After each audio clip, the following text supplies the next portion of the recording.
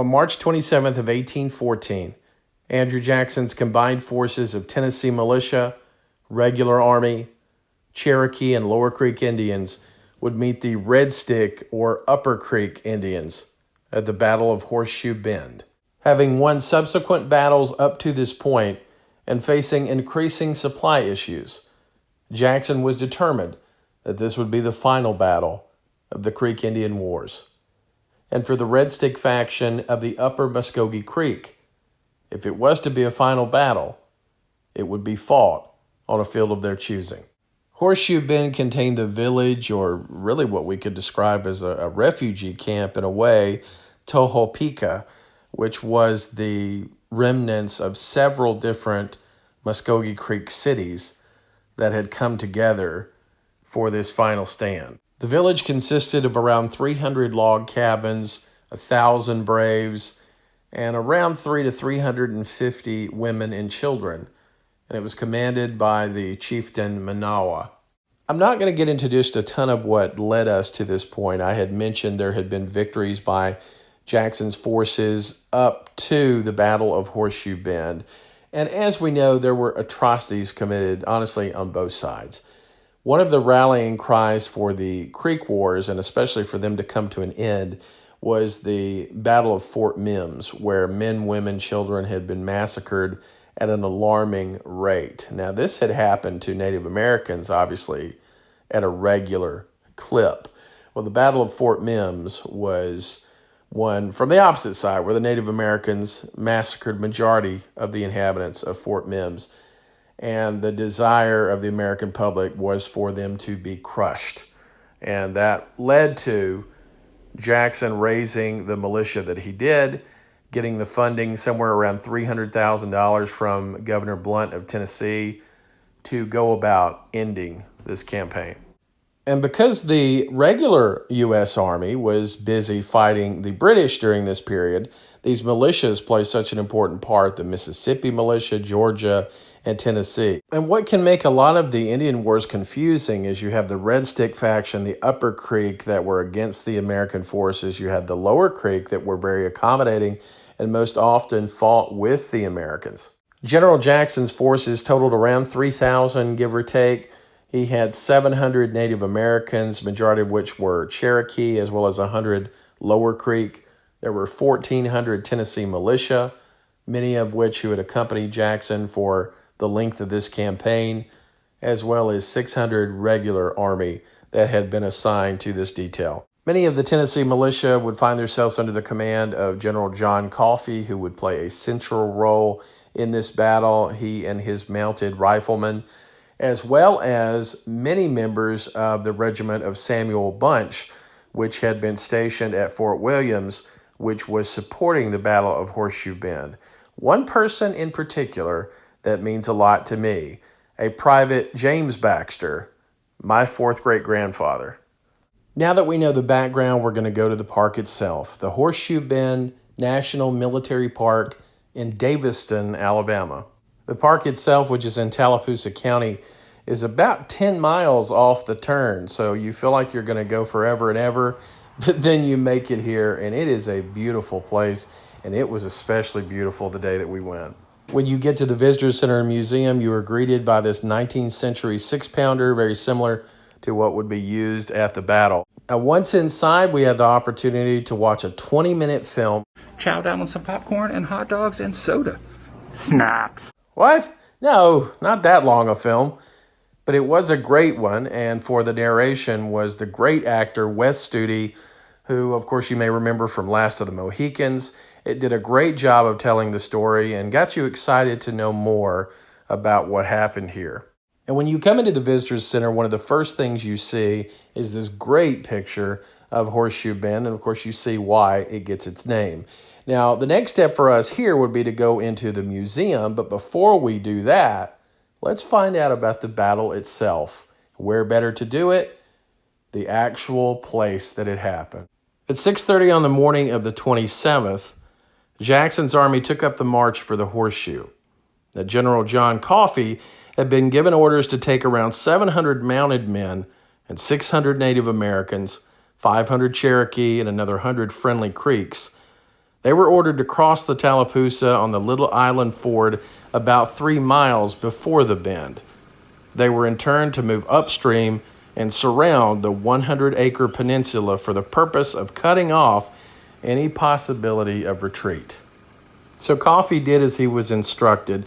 He deployed his native force and Captain William Russell's company of spies along the left bank of the river to prevent any crossing. Coffee and his horsemen would draw up a battle order in a line surrounding the bend about a quarter of a mile from the river. Now, this maneuver was put in place to make sure that the nearby village, about 8 miles down the bend, the Okfuski village, could not attack. Now, what Coffee didn't know at the time was that the day before, what braves were actually in that village had already joined the braves that were at Horseshoe Bend. So meanwhile, Andrew Jackson and about 2,000 troops and 2 artillery pieces were moving into position. So as you're going through this very well-maintained battlefield, the battlefield tour itself is a 3-mile loop. You can't possibly get lost. It loops back around to the visitor center. And it's a good walking trail as well. But as you're going along, there are numbered stops. You can call in a phone number and get an audio portion. You can also download the National Park Service app and get that audio portion through that. So General Jackson and his men followed the path that led to the Red Stick fortifications. And we're going to go up to Gun Hill. This is where the 2 cannons, the 6-pounder and the 3-pounder, were placed to fire upon that very fortification. Now, one gun was put 250 yards away, and the second one 85 yards away. Now, they had very little effect on the fortification itself. There were some casualties that were caused by cannon fire, but ultimately, this feeble battery didn't do a whole lot. However, what it didn't do from an offensive standpoint, it had a secondary effect, which may very well have turned the whole tide of battle. There are 2 different markers here at the battery position. You will see a marker to General Jackson and all of the men that were in service to the nation this day. A large monument at the top of the hill next to the cannon, the 6-pounder. And then at the bottom of the hill, closer to where the action actually happened at the fortification, is one of the first soldiers to die, an officer, Major Lemuel Montgomery, and his grave is here, very near the spot that he actually died. He was one of the first to try and go up and over the fortification and unfortunately lost his life, and he would not be the last. So at this point, they can hear the sound of cannons, they can hear the sound of small arms fire all around the bend, and for over 2 hours, this has been going on. This has animated not only the natives that are defending, but it has animated the other forces under John Coffee, the mounted cavalry, the 600 or so natives that are guarding the bank. And without any orders and of their own volition, we know of at least 4 Native Americans that heroically decided to swim the length of the river. Some say the person that initiated this was the 37-year-old Cherokee warrior Tuckwa, also known as the Whale. Others say it was possibly his nephew, Charles Reese. Regardless, we know that they were 2 of that initial 4. They took canoes from the opposite side of the banks. They took enemy canoes, would bring them back, take over more of their fellow Cherokee, and they kept doing that over and over till they developed a force of, we think, about 40. Those 40 burnt the village of Tohopeka. With the success of the Cherokee and spies under Captain Russell, this would change the troop movements of John Coffee's men. Captain Eli Hammond would send a company of Rangers to take position on the riverbank to Coffee's right, and Lieutenant Jesse Bean was ordered with 40 of his men to take the 15-acre island which lay in the river almost opposite the western end of the fortification to prevent any fleeing Creeks from taking refuge there. The force that had been able to take the village had at no time numbered more than 300. With the setting fire to the village and the fact that Andrew Jackson knew that the small arms fire and cannon fire was having very little effect against the Red Stick fortifications, he knew the time was right for a frontal assault. He would say of this assault, Never before had he seen such bravery displayed. Many American soldiers and Native American allies would charge into this fortification knowing that death was a strong possibility. We can still see on the battlefield today where the breastworks are represented by these posts. Behind these nearly impenetrable fortifications that the Muskogee Creek had spent many months building lie 1,000 braves fighting for their very lives, their very way of life. Among the Red Sticks was 3 holy men, including one that was chief among them, Monahi, who had spent the night before praying that the Great Spirit would protect and would strengthen these 1,000 braves, give them the strength of 10 men, help them to defeat this oppressor. At 12:30, the stirring long roll sounded, and the troops surged forward against the log fortifications. The 39th Regiment in the center bore the brunt of the fighting, but was supported ably and bravely by the East and West, what is now Middle Tennessee Militia. These citizen soldiers engaged were a few companies under Brigadier General George Doherty. East Tennesseans on the right, led by Colonel Bunch. This would also be my 4th great-grandfather amongst those. The advance guard, led by Adjutant General Stittler, and the left extremity of the line by Captain John Gordon of the Spies and Captain McMurray of Brigadier General Thomas Johnson's brigade of West Tennessee Militia. They would be opposed by 1,000 Red Stick Braves, led by Menawa and their holy man Monahi. This would be a bloody battle. Both sides had fought bravely, but in the end, the overwhelming forces under General Jackson were too much for the Red Sticks to be able to contend with. And after a short amount of time, the American forces and Native American allies were able to move forward without issue. But it had been costly for the 39th Regiment. The lives of officers Major Montgomery, Lieutenant Somerville, Lieutenant Moulton, all lost. And nearly lost was the life of an Ensign Sam Houston. He took an arrow to the leg and 2 shots to the shoulder. These injuries would affect him for the rest of his life. But he survived. And how different would Texas history have been had he not? Despite, or perhaps as Jackson suggests, because of their hopeless situation, the warriors fought more desperately than ever. They asked no quarter and refused it when offered. The scene was one of the most dramatic actions of any war. One writer describes it as arrows and spears, balls were flying, swords and tomahawks were gleaming in the sun, and the whole peninsula rang with the yell of the savage and the groan of the dying. Disdaining surrender, some warriors saw no dishonor in attempting escape, but they failed. The deadly accuracy of Coffey's riflemen, encompassing the bend and posted on the small island, did great execution to those that sought refuge. 3 of Coffey's officers stationed in the best positions for observing that particular matter made a point and statement after the battle. We are of opinion that among the killed of the enemy, there was from 250 to 300 killed and sunk or thrown into the river by their friends. General Jackson reported that the battle continued with severity for some 5 hours, 10:30 a.m. to 3:30 p.m., but that the slaughter continued until it was suspended by the darkness of the night. After the battle, Jackson asked for a meticulous record-keeping of those lost. For the Red Sticks, on the battlefield near the fortifications, 557 braves were killed. And in the river trying to escape, an additional 250 to 300 lost their lives.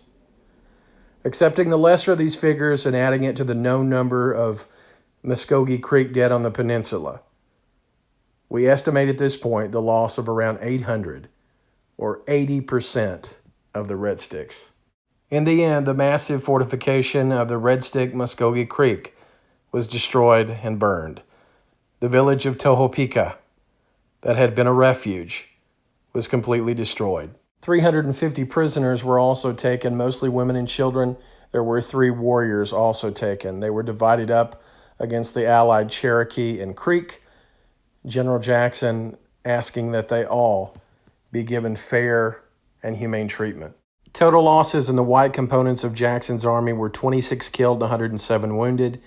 For the Allied Cherokee, 18 killed and 36 wounded. And for the Friendly Creeks, 5 killed and 11 wounded. Of Jackson's army, the 39th Regiment, which spearheaded the charge against the breastwork, suffered the most casualties with 17 killed and 55 wounded. Of course, with this battle, it marked the end of the Creek and American War. The Creek were forced to cede more than 20 million acres to the United States government, including what is present-day Alabama. The museum does a fantastic job of giving you some insight into the day-to-day lives of the Muskogee Creek. There are lots of ceremonial items that are here within the Muskogee Creek display, these shells that were used in dancing. There is also the war club here. Now, this was painted red, which was hence gave them the name the Red Sticks. There was a civil war going on within the Creek Nation itself, those that were allied with the United States and those that were not. They were allies of the British. The whole War of 1812 was still going on. But the Creek knew that things were changing. And a good portion of them had listened to Tecumseh, for one, and knew that this was a last stand for them, and it did prove to be that. And here we see the canoes that were so central in, of course, this Battle of Horseshoe Bend. We see examples of canister shot, bullets, arrow tips that played a crucial role in this battle. This gives you another great look at the breastworks that were created by the Red Sticks, how hard it would have been to come up against that by members of the 39th. This weapon was commissioned by President James Madison to commemorate Tuqua, the whale, instrumental and heroic in the Battle of Horseshoe Bend, and of course his nephew and other brave members of the Cherokee. The Creek removal after they ceded their ancestral homeland was hard, as it was on many other Native American tribes. Atrocities were done to them. But one of the big things that they want you to come away from a visit to Horseshoe Bend is that they have persevered and that they will not be broken. When holy man Monahi was killed by cannon fire, they would not be broken. Menawa, shot 7 times, hid amongst other dead warriors, made it out safely into Florida with other warriors from the Red Sticks that had managed to survive. He would be with his people when they would go to Oklahoma. And now, many Muskogee Creek come each year to commemorate this battle. Not to celebrate the battle, but to celebrate change, to understand change, to understand what it meant for them as a nation, what it means for them to this day. The Muskogee Nation is so honored to join in the commemoration of the 207th anniversary of the Battle of Horseshoe Bend. This battle is significant in so many ways of who we were, who we are now, and to the future of everything we can be. We do not meet to celebrate, but rather to look back on pivotal moments where so many lives ended, but also where many journeys began and honor this day. Our history is filled with so many triumphs that first needed struggle. Our songs and the lessons from our elders telling of pressing on and overcoming any and every obstacle in our path. I want to say it was a great pleasure to be at Horseshoe Bend, to walk the same area that my ancestor had more than 200 years before. To appreciate the Native Americans that I think played a vital role in making sure that he got through that battle. And I think it's important that we remember how much Native Americans have served and protected this country through every major battle that we've had.